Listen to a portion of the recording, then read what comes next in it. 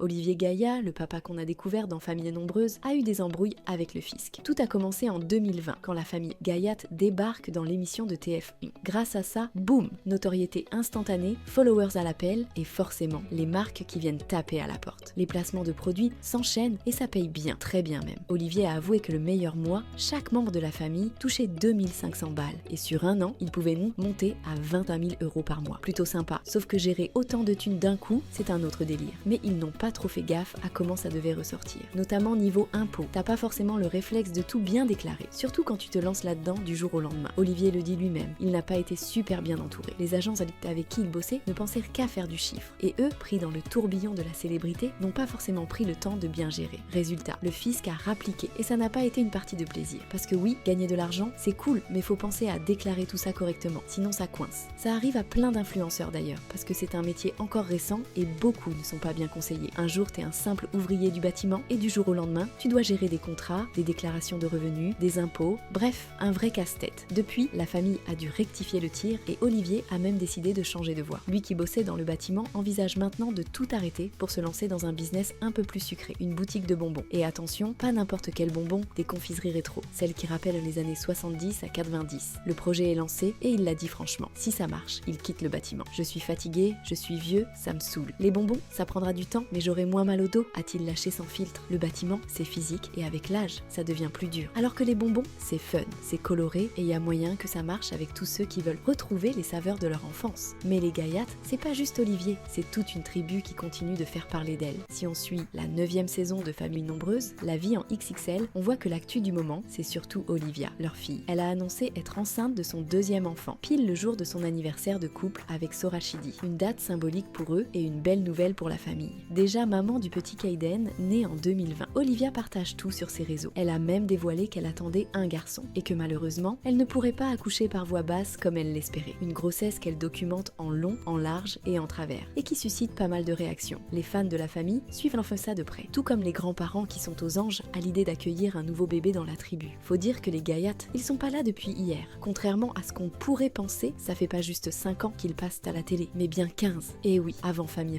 nombreuse, ils ont fait leurs armes dans pas mal d'émissions. Attention à la marche, tellement vrai. La France a un incroyable talent. L'école des fans. Bref, ils aiment l'écran et ça se voit. Et si ça marche autant, c'est aussi parce qu'Olivier adore faire le show. J'adore rigoler avec les gens. Ça me plaît, a-t-il confié. En tout cas, entre leur début à la télé, leur ascension sur les réseaux et les galères avec l'administration fiscale, les Gayat ne passent pas inaperçus. Aujourd'hui, ils semblent avoir tourné la page de cette histoire de sous. Olivier se concentre sur sa reconversion. Reste à voir si les bonbons auront autant de succès que leurs vidéos Insta.